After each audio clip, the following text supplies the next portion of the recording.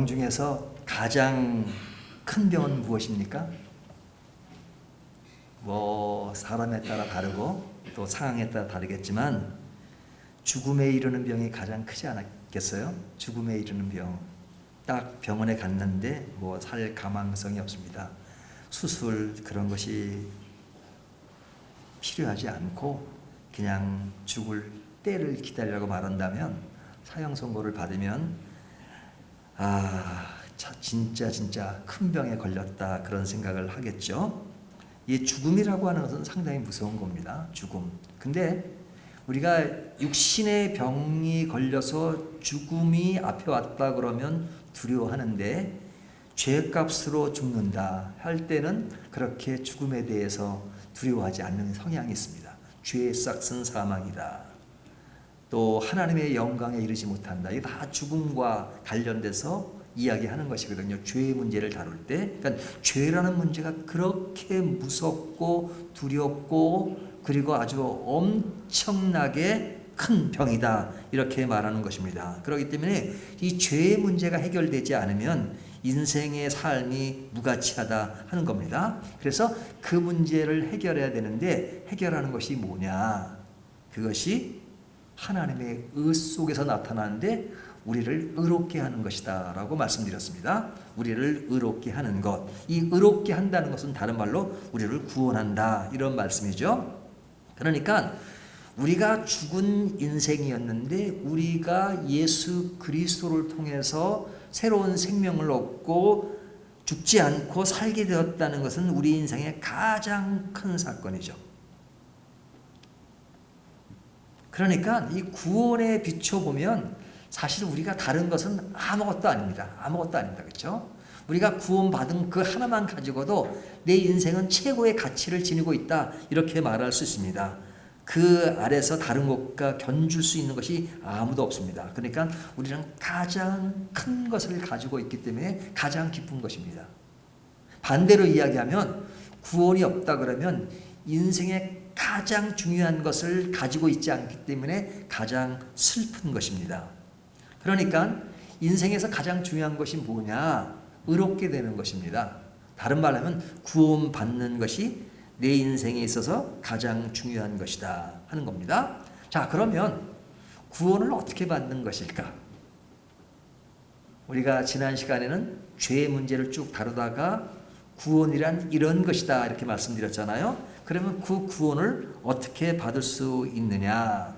구원받는 것에 대해서 여러 가지로 얘기할 수 있는데, 우리가 그 설명을 이론적으로 이야기하는 것도 필요하지만 그 설명을 잘 이해하기 위해서는 어떤 한 모델을 딱 갖다 놓고 그 모델을 보면서 이야기하는 것이 굉장히 쉽겠죠. 그래서 바울도 그 모델 한 사람을 등장시킵니다. 그 모델이 누구냐면 아브라함이에요. 아브라함. 그러니까 사장에 나오는 그 모델의 그 주인공은 아브라함입니다. 자, 아브라함을 딱 모델로 끌어들인 거예요. 그리고 사람들에게 말하기를 구원이란 뭐냐, 의롭게 되는 것이 뭐냐 하는 것을 딱 아브라함을 모델로 딱 세워놓고 이야기하는 겁니다. 자, 이 모델이라고 하는 것은 뭐예요? 그 자체가 전체가 아니에요. 그 모델을 통해서 다른 사람의 이야기를 하고 싶은 거죠. 물론 모델도 포함해서. 근데 모델을 딱 뒀는데 그 모델을 왜 아브라함으로 두었느냐? 자, 아브라함은 유대인에게 있어서는 최고의 가치가 있는 인물입니다. 그러니까 유대인의 조상이 누구냐 그러면 아브라함이라고 얘기한단 말이죠. 그러니까 아브라함은 그들이 거부 반응을 가질 이유가 전혀 없는 인물이에요. 존경하고 자기들의 그 피가 그로부터 되어졌다고 믿는 그 아브라함을 모델로 딱 이렇게 등장시킵니다. 물론 중간에 보면 이제 다윗의 말도 언급이 돼요. 인용을 해요. 그러니까 이스라엘 사람들이 아브라함, 또 왕으로서는 다윗 왕, 이런 인물들을 등장시킴으로써 그 모델 속에서 지금 구원을 설명하고 싶은 거예요. 자, 그런데 그 설명이 뭐냐? 그 설명은 조금 전에 이야기한 것처럼 그 설명을 통해서 이제 우리들의 이야기를 하고 싶을 거죠. 우리가 이제 뭐 집을 분양받아 들어가려면 이 모델 하우스가 있잖아요. 그 모델 하우스 보고 이 집 모양이 어떻게 생겼냐를 보잖아요. 거기 살 건 아니죠. 사실 모델 하우스가 뭐 겉은 그 모양과 비슷하지만 그 실제로 살만한 그런 모든 걸 갖춘 건 아닙니다. 제가 얼마 전에 저 대장금 세트장을 가봤는데 거기 가보면 이렇게 촬영할 때 그 사극 같은 거 할 때 촬영 세트장을 만들어 놨잖아요. 그러니까 모양새는 실제 옛날에 살던 것과 비슷하지만 실제 그 살 만큼 모든 시설이 완고한 게 아닙니다. 예? 사실 자세히 들으면 좀 허술하죠. 그러나 사진으로서는 그럴싸하게 나오죠. 그러니까 아브라함이 그렇다고 못하다는 것이 아니라 아브라함은 모델이니까 그 모델보다 더 중요한 것은 그 모델의 대상이 되는 그 사람들이 중요한 거죠. 그 대상이 누구예요? 모든 사람. 하나님을 믿는 모든 사람. 그렇죠? 의롭게 된 모든 사람. 그러니까 저희들이 될 수 있죠. 저희들이 이야기를 좀 하고 있는 겁니다. 그러니까 아브라함을 모델을 통해서 지금 우리 얘기를 하고 있는데 우리에게 하고 싶은 얘기를 하고 있는데 그 모델 속에서 지금 하는 겁니다. 근데 이제 왜 유대인의 조상인 아브라함을 등장시켰느냐? 유대인들은 자신들만이 하나님을 믿는 사람이라고 생각했어요. 그 얘기는 자신들만 구원이 되었다 이렇게 생각하는 것이죠. 그런데 사도 바울은 그 모델을 통해서 그들이 인정하지 않는 이방인들, 그들도 의롭게 되는 것이 무엇인가 하는 것을 좀 설명하고 싶은 겁니다. 근데 유대인들이 가장 중요하게 생각하는 것이 뭐였냐면 지난 시간에 이야기한 것처럼 율법과 할례를 중요하게 생각했습니다. 율법과 할례를. 그러니까 할례를 중요하게 생각하는 이유는 뭐예요? 할례를 받아야지만 유대인이니까. 그러니까 할례를 안 받으면 유대인이 아닌 거예요. 그러니까 유대인의 증거가 뭐냐? 할례를 받았다는 것으로 유대인의 아주 그 인증을 한 거죠. 그러니까 이스라엘 안에 유대인들 아닌 이방인들 있잖아요. 이방인들이 유대인이 되려면 어떻게 되느냐? 그들도 할례를 받아야 돼요. 할례를 받아요. 그러니까 할례라는 것은 아주 그냥 자신들의 정체성을 이야기하는 거니까 할례를 굉장히 중요하게 여겼습니다. 그리고 자기들이 하나님의 백성이라는 것을 증명하는 것이 뭐냐면 자기들에게 율법이 주어졌다 이거야. 율법. 하나님신 율법. 그러니까 율법과 할례는 그들에게 있어 자신의 정체성, 자신의 신앙을 증거하는 그런 것입니다. 그러니까 이런 것이 있어야지만 하나님의 선택된 백성이다. 그러니까 선택된 백성이라고 하는 것은 자신들이 구원받은 사람이다. 그러니까 자신들 외에 구원받은 사람은 없다고 생각하는 거죠. 자신의 그 민족 외에는. 그래서 요나서를 보면 그 하나님이 요나에게 이방 나라로 가라 하니까 그 요나 선지자임에도 불구하고 이 이방인들의 구원이 이루어지는 것에 대해서 좀 언짢은 거예요. 하나님 우리를 선택했으면 우리만 가지고 좀 하시지 왜 이방인까지 얘기합니까? 뭐 이런 사고방식, 그런 선민의식 이런 것들이 가득합니다. 근데 그것이 아니라는 것이죠. 자, 그러면 이제 아브라함을 등장시켰어요. 그럼 아브라함이 의롭게 된 기준이 있는데 기준이 아닌 것을 먼저 설명하는 거죠. 기준이 아닌 것이 뭐냐? 그 아닌 것을 2절을 보면요. 만일 아브라함이 행위로서 의롭다함을 받았으면 자랑할 것이 있으려니와 하나님 앞에서는 없느니라. 그러니까 아브라함이 의롭게 된 것은 행위로 얻은 것이 아니다. 행위로. 그렇죠? 행위로. 그러니까 아브라함의 생애를 보면 아브라함이 늘 깨끗했나요? 늘 착했나요? 아니죠. 아브라함은 자기 아내를 누이라고 속였어요. 다른 남자에게 다 건네줬단 말이죠. 애굽에 가가지고 그것도 한 번도 아니고 두 번씩이나. 그런 것을 보면 그 사람이 참 아주 괜찮은 사람이라고 단정질 수 없죠. 물론 좋은 점들이 많지만, 그러나 그 아내를 넘겼다는 것은 그거 하나만으로 사실은 굉장히 큰 거잖아요.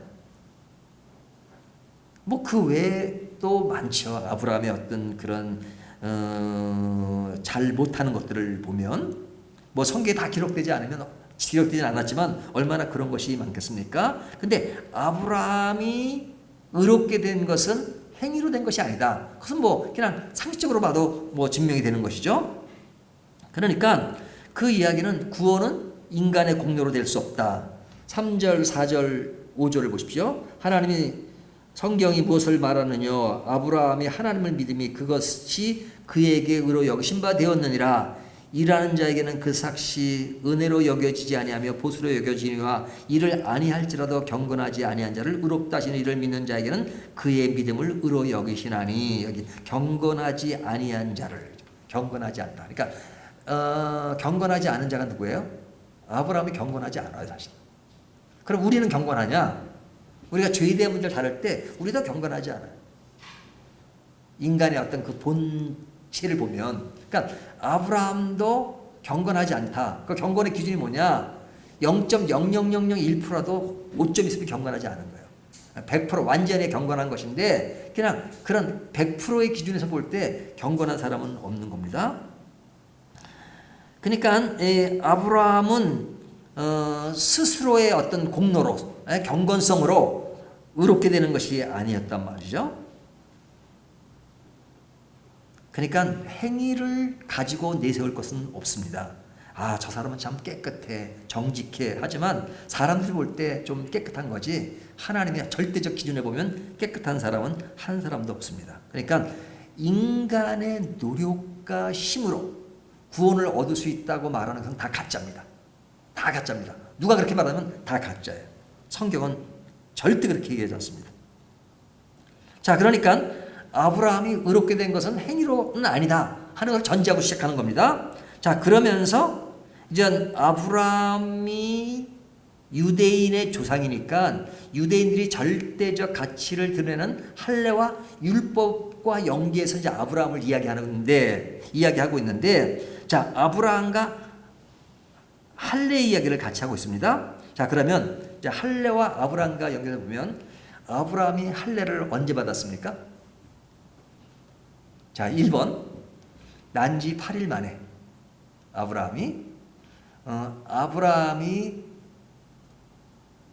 75세가 되었을 때, 3번 85세가 되었을 때, 4번 99세가 되었을 때. 몇 번입니까? 5번 하나 더 하죠. 5번. 정답이 없음. 자, 몇 번입니까? 자, 어렵나요? 예. 자, 4번입니다. 아브라함이 할례를 99세에 받았습니다. 75세는 뭐 할 때요? 하나님이 아브라함에게 명령을 하시죠. 예? 지금 그 지시할 땅으로 가라, 그렇죠? 지시할 땅으로. 예? 아브라함이 원래 유대인의 조상이지만 그 원래부터 원주민이 아니잖아요. 예? 그 아브라함이 갈대아 우르부터 시작하잖아요. 갈대아 우르는 지금 그러면 이라크. 예? 그러니까 이라크 사람이에요. 예? 그 사람이 이제 유대 땅으로 와서 이스라엘 조상이 되는 거죠. 그러니까 그때 부름을 받을 때 나이가 75세였단 말이죠. 75세. 75세입니다. 75세인데 하나님이 그에게 이제 계속 약속을 하시죠. 아들을 줄 것이다. 근데 아들이 생기려면 아내가 임신을 해야 되는데 이게 참 불가능한 것이었단 말이죠. 아내도 나이가 많고. 예? 근데 그러다 보니까 이 아브라함이 그것이 안 되니까 그의 종 하갈을 통해서 아들을 먼저 낳게 되죠. 아내를 통해서는 불가능하니까 하갈을 취합니다. 그것을 또 그 아내가 인정해요. 그래서 태어난 아들이 누구죠? 이스마엘이죠. 이스마엘. 그러니까 이스마엘이 할례를 언제 받았습니까? 또 1번 난지 8일 만에. 2번 두 개만 하죠. 13세가 됐을 때. 3번 기타. 자, 이스마엘이 창세기 12장으로 가면 이제 나오는데요. 18장에 이삭이 아니라 이스마엘이 할례를 13세 받습니다. 13세. 그러니까 13세 누구와 같이 받냐면 아브라함과 같이 받아요. 그러니까 아브라함이 그때 나이가 99세예요. 아브라함이 99세가 됐을 때 이스마엘의 나이가 13세였습니다. 그러니까 이것이 창세기 17장 26절에 나와요. 이스마엘이 13세가 되고 아브라함의 나이가 99세가 되었을 때 할례를 받았습니다. 근데 할례를 받기 전에 하나님이 계속해서 몇 번 나타나셔서 아브라함에게 약속을 하시죠. 이 약속을 아주 하나님의 일방적인 약속 하시겠다는 그 약속에 이 약속의 그 단계를 뛰어넘어 언약이라 그래요. 언약. 언약. 하나님이 언약을 맺으시는데 그 언약을 지금 한두 번이 아니고 계속해서 내가 너에게 이렇게 하겠다라고 말씀하세요. 자, 그러면 그 약속, 언약이 이루어진 이후에 할례가 이루어졌습니까? 할례가 먼저 이루어지고 언약이 뒤에 나왔습니까? 언약이 먼저. 할례는 한참 후에 이루어진 것입니다. 만약에 할례가 기준이면, 할례가 의의 기준이면 일단 할례부터 받아. 그렇게 해야 될 거 아닙니까? 원래 이제 아까도 말씀드렸지만 이방인들이 나 유대인이 되고 싶어. 아, 그래? 그러면 할례부터 받아 이렇게 돼 있거든요. 그 유대인의 정체성을 가지려면 할례부터 받아. 그렇죠? 교회 오면 교회 등록을 하고 그다음에 교회에서 역할을 하려면 세례를 안 받았으면 세례를 먼저 받으세요. 그러죠?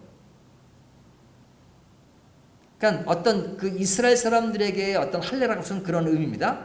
근데 그 의미가 가장 중요하고 의의 기준이었으면 하나님이 제일 먼저 너는 할례를 먼저 받아야 하느니라.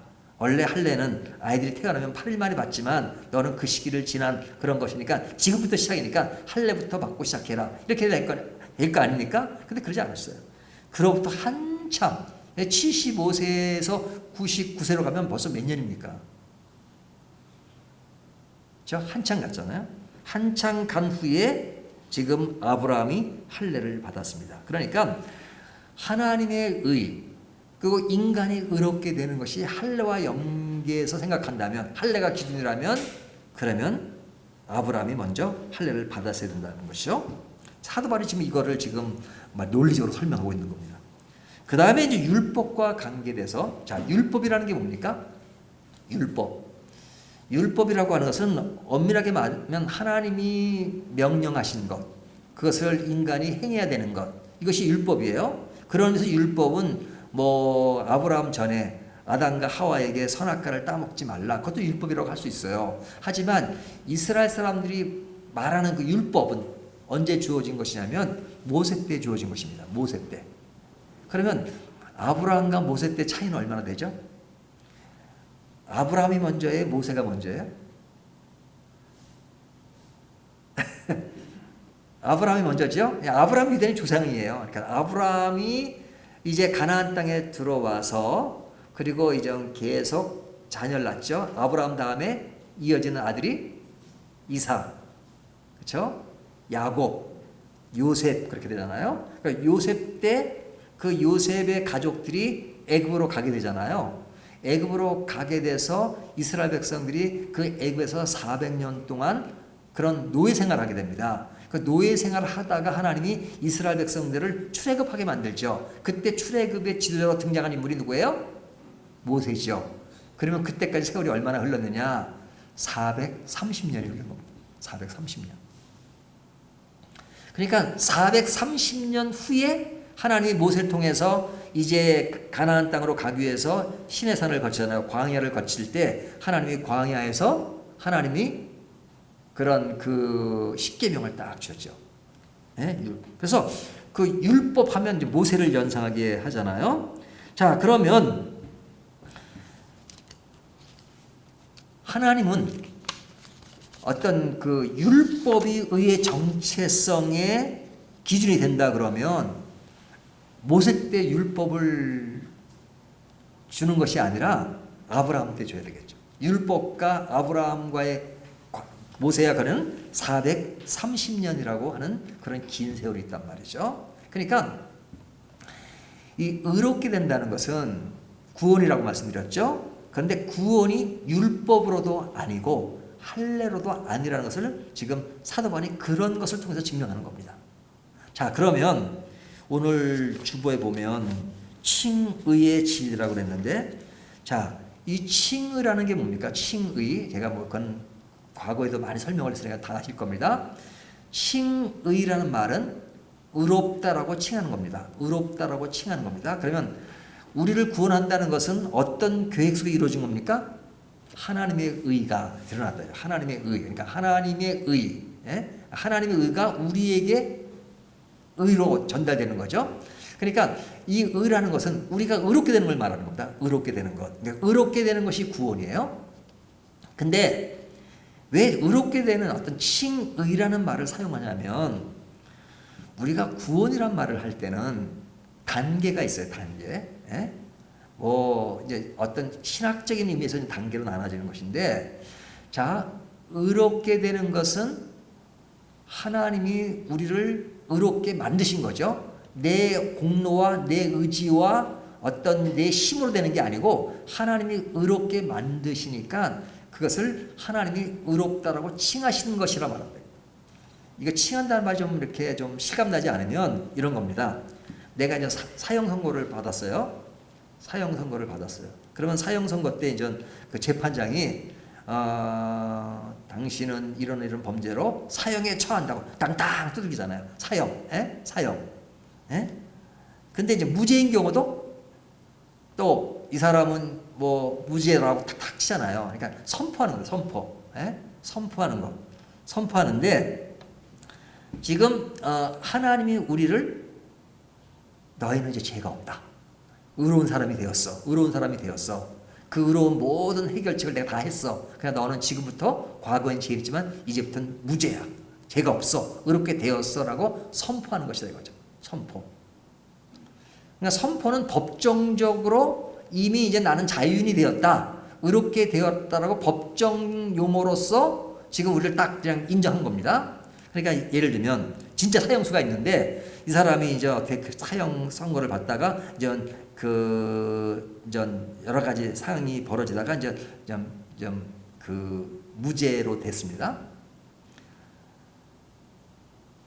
그리고 이제 형무소 나오게 됐어요. 그 형무소 나오게 되면 이 사람이 이제 어떤 그 사형수로서 있었던 그 기질이 남아있기 때문에 법적으로는 내가 사형수를 면했지만 그 행동에 있어서는 사형수 속성이 지금 있단 말이죠. 그러니까 그런 생활이 노출돼요. 그러니까 그 노출이 그런 면에서 멀어지려면 시간이 필요하죠. 시간이 필요하죠. 그러니까 이런 얘기입니다. 우리가 하나님이 죄인인데 죄가 없다라고 하는 그 순간부터 진짜 죄가 없어가지고 우리의 삶이 늘 깨끗하고 정말로 이상이 없고 늘 경건하고 그러냐? 그렇지 않잖아요. 그렇지 않아요. 그래서 그렇지 않는 우리들이 깨끗해져 가는 과정이 필요해요. 과정이 있어요. 그 과정을 신학적인 용어로 성화라고 합니다. 성화. 거룩하게 되어가는 것. 그러니까 칭이라는 것은 사망에서 생명으로 옮겨진 것이에요. 성화라고 해서 이제 거룩하게 되어지는 과정입니다. 그리고 어떤 시점에 가서 완전해져. 죄도 없고 진짜 생활 가운데 죄도 없고 완전히 이제는 절대 죄가 없는 그런 상태가 돼요. 그때를 뭐라고 하면 영화라 그래요. 그러니까 영화롭게 하옵시며 할 때 영화. 그 영화는 언제 되느냐? 우리가 살아있는 동안은 불가능해요. 우리가 죽음과 함께 되고 또 이렇게 우주적으로 말하면 하나님의 나라가 도래, 천국에 간 그것이 우리에게 영화롭게 되는 순간이에요. 그러니까 우리가 천국에 들어가는 것은 죄가 없는 상태로 들어가, 영화롭은 상태로 들어가는 것이지 죄가 있는데 그냥 있어도 그냥 용납 그런 게 아닌 겁니다. 칭의에서 성화로, 성화에서 영화롭게 되는 단계를 거쳐서 가는 겁니다. 첫 단계, 칭의의 단계가. 칭의의 단계가 첫 단계인데 이제 4장에서 말하는 아브라함을 통해서 아브라함이 의롭게 된 것은 자신의 공로, 율법과 할례로 된 것이 아니라 하나님이 의롭게 하셨다는 거예요. 하셨다. 그러니까 의롭게 하셨다는 것은 뭐예요? 내가 잘나서가 아니라 하나님이 하신 것이니까 그것을 은혜라고 말하죠. 은혜. 우리가 은혜라는 말을 쓰는 것은 뭐냐면 내가 한 것이 아니라 하나님이 나에게 그렇게 해주셨다. 그럴 자격이 없는 우리들이지만 하나님이 그렇게 해주셨다라고 말하는 거죠. 그러니까 우리가 구원 얻은 것은 내 공로, 내 역할은 0.00001%도 없어요. 다 하나님이 하셨어요. 근데 하나님 제일 먼저 하신 것은 뭐냐면 우리가 그런 그 구원으로서 어떤 사람이 확 변하는 것이 아니라 일단 법적으로 너는 이제부터 무죄야, 의롭게 되었어 라고 선포한단 말이죠. 그게 칭의예요. 칭의. 그러니까 하나님의 의, 믿음의 의, 이런 의를 자꾸 쓰는 말이 그 말입니다.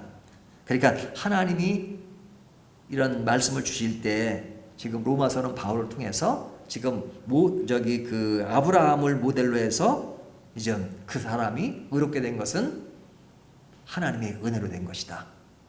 의롭게 된 것이다. 그래서 의롭게 된 것이다. 의롭게 되었다는 건 구원입니다. 그러니까 구원을 얘기할 때는 구원 안에 칭의의 개념도 있고 성화의 개념도 있고 영화의 개념이 있어요. 그래서 성경을 자세히 보면 구원이란 말을 할 때는 이것이 칭의를 말하는 것이냐 성화를 말하는 것이냐 영화를 말하는 걸 잘 구분해야 돼요. 문맥상에서.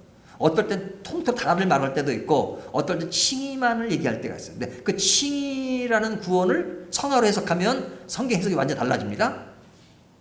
그러니까 구원이란 말은 이게 다 포괄적인 칭의, 성화, 영화라는 게 다 들어있느냐 하나만 들어있느냐 하는 것을 잘 보아야 돼요.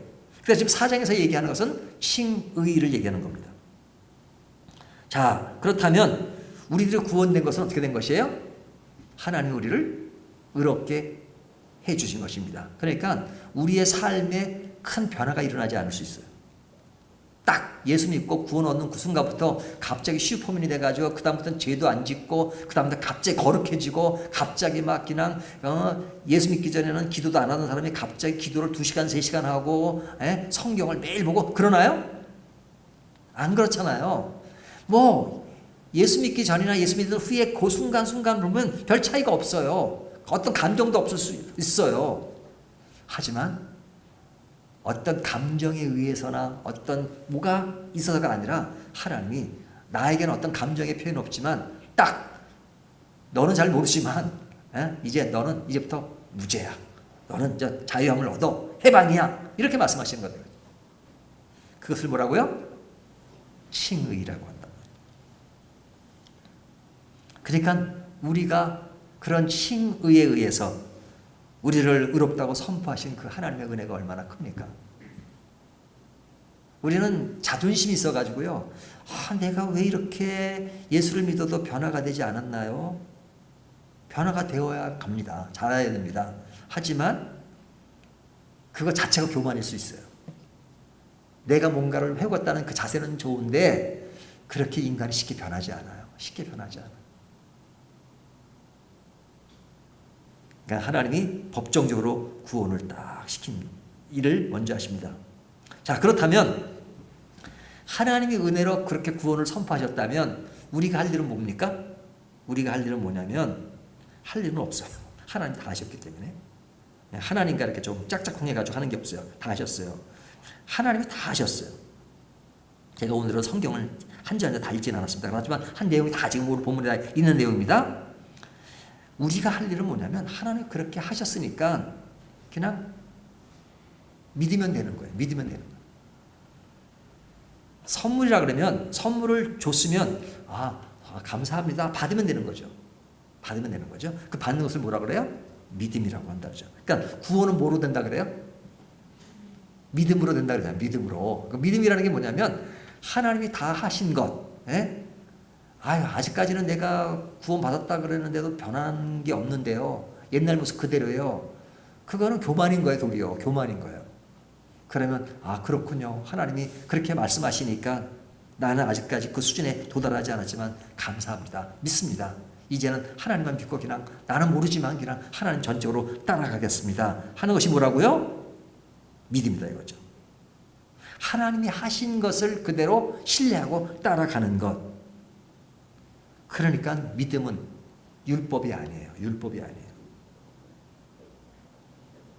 할례는 더욱도 아니죠. 네? 여러분 세례 받아야 구원 얻습니까? 물론 세례와 할례는 좀 다릅니다. 하지만 세례를 받아야 구원 얻는 것은 아니에요. 세례를 안 받아도 구원 얻을 수 있어요. 교회에서 세례를 주는 것은 하나님의 백성, 내가 하나님이 날 구원하셨다는 것을 사람들 앞에 시인하고, 시인하고 나는 공동체의 한 멤버가 되었다는 것을 서로 선포하는 거예요. 알리는 거예요. 근데 그래서 속이는 사람도 있잖아요. 속이는 사람들. 근데 속이는 걸 누가 알아요? 사람은 모르죠. 하나님은 아시지만 사람은 모르잖아요. 그러니까 세례가 곧 구원의 기준이 아니에요. 옛날에는 그런 핍박하고 박해가 있던 시절에는 세례 받으면 그냥 죽는 거예요. 국가가 그 예수 믿는 사람을 핍박하니까. 그럴 때는 진짜 목숨을 각오하고 세례 받겠다는 사람들은 세례는 구원이라고 말해도 가언이 아닌 거죠. 하지만 지금은 어떤 사람은 아이고 교회가 크니까 거기서 좀 장사 좀 하려면 그 교인을 대상으로 해서 장사를 할 때가 교인으로 가장을 좀 해야 되겠다. 이런 사람도 있단 말이죠. 그러니까 세례도 받아요. 그 세례는 거품이죠. 뭐 그런 걸 의도적으로 한 사람도 있지만 의도적이지 않아도 믿지는 않으면서 그냥 세례를 받는 경우도 있단 말이죠. 그러니까 중요한 것은 옛날식으로 할례나 또 율법이 구원을 이루는 의롭게 되는 기준이 아니라 그 모든 건 하나님이 하신 거예요. 하나님. 그러니까 하나님이 하신 것들을 믿고 하나님 감사합니다. 그리고 따르겠습니다. 그 따르는 이 모든 과정을 지금 무엇을 통해서 지금 설명한 거예요? 아브라함을 모델로 통해서. 그러니까 아브라함이 의롭게 된 것은 그가 잘나서도 아니고 그가 할례를 받아서도 아니고 할례와 율법과 그것과 무관하고 하나님이 그를 의롭게 여기셨다. 근데 그 의롭게 여기심을 아브라함은 믿었다. 그것이 그가 의롭게 된 것이다. 의로운 삶의 모습이다 하는 겁니다. 그래서 그 모델을 쭉 얘기하면서 결국 얘기는 아브라함 얘기를 하는 것이 전부가 아니라 우리들의 이야기를 하고 싶다. 그래서 마지막 몇 절입니까? 24절을 보세요. 24절 23절부터 뭐 그에게 의로 여겨졌다 기록된 것은 아브라함만 위한 것이 아니요 의로 여기심을 받은 우리도 위함이니 곧 예수 우리 주를 죽은 자 가운데서 살리신 이를 믿는 자니라. 예수는 우리가 범죄한 것 때문에 내줌이 되고 또한 우리를 의롭다 하시기 위하여 살아나셨느니라. 자, 그 모델을 통해서 결국은 누구 이야기를 하는 거예요? 우리가 예수를 믿은 것은, 예수를 믿는 것, 그 믿는 것이 우리에게 의롭게 되는 것이다. 그러니까 아브라함의 그 예를 통해서 결국은 예수님을 이야기하는 것이고 그 예수님과 우리의 관계를 얘기해요. 아브라함 그 자체가 모델이니까 모델은 모델이에요. 하지만 결국은 우리들의 이야기를 하고 싶은 겁니다. 그러니까 우리들이 의롭게 된 것은 무엇에 의해서? 하나님의 은혜에 의해서. 그러니까 얼마나 감사해요. 감사해요. 그러니까 우리는 중요한 것이 믿습니다 하는 것이 중요합니다. 근데 오늘날 한국 교회는 그 믿음에 대한 것들이 너무너무 어떤 부분적인 것들을 절대화시키는 성향이 있어요. 자, 우리들이 많이 갖는 어떤 신념의 믿음, 그것이 믿음이 아닙니다. 예를 들면 하나님 내가 지금 1,000만 원이 필요합니다. 1,000만 원 주실 줄 믿습니다. 어떤 생활 가운데 내가 이렇게 되기를 바라는 그 믿음, 그것도 믿음이 일아니긴 하죠. 하지만 그것이 나의 신념으로 자리 잡을 때가 많아요. 그런 신념의 개념이 아닙니다. 또 우리가 예수를 믿음으로 구원 얻는다는 것이 내가 믿는다는 말 한마디 하면 그것이 곧 구원이다. 그 믿음 자체가 율법적인 개념으로 이해돼서도 안 돼요. 내가 이렇게 하면 믿는다는 것이 하나의 율법의 한 행위가 되어서 이렇게 하면 구원이 되는 것이 아니라 하나님이 다 이루신 것 그리고 법정적으로 의롭다라고 선포한 것 그리고 그렇게 인정하신 것에 대해서 네 알겠습니다. 그렇게 알고 이제는 내 인생의 주인은 바로 하나님이십니다. 나는 하나님께 순종하며 살아가겠습니다. 그리고 나는 이제는 죄인이 아니라 의롭게 된 것을 기쁘게 알며 정말로 자유함을 얻고 그렇게 살아가겠습니다. 나는 하나님이 하셨으니까 그냥 따라가겠습니다. 이것이 뭐라고요? 이것이 믿음이라 이거죠. 그 믿음을 여러분도 가지고 인생의 행복을 느끼시기를 주님의 이름으로 축원합니다.